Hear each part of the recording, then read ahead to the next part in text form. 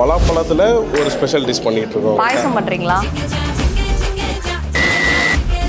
200 ml நெய் ஊற்ற போகிறோம். திராட்சை ஒரு 50 கிராம், முந்திரி ஒரு 100 கிராம் போடுறோம். பலாப்பழம் அரைச்சி வச்சிருக்கிறோம் ஒரு 3 கிலோ. அதை வந்து நம்ம இப்போ வந்து சேர்க்க போகிறோம்.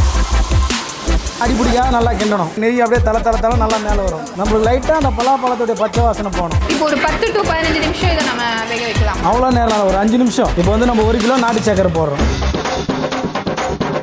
இப்போ நம்ம சக்கரை இலக அது அப்படியே சுண்டி உங்களுக்கு வரும். நம்மளுக்கு வந்து அப்படியே மெல்ட் ஆகும். இப்போ பார்த்தீங்கன்னா உங்களுக்கு அந்த ஆவரியிலே அப்படியே அந்த பலாப்பழம் வாசனை அப்படியே மணக்கும்.